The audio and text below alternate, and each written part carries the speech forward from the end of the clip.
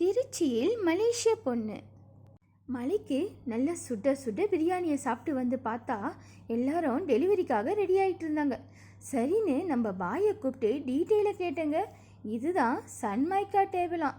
என்ன பேர் புதுசாக இருக்குன்னு யோசிக்கிறீங்களா? அட, நானும் இதே தாங்க கேட்டேன்.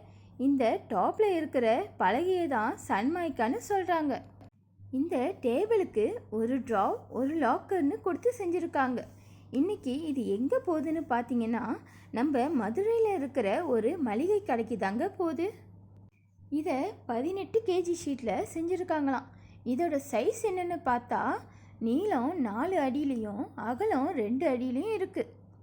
உங்களுக்கும் இது மாதிரி வேணுமா?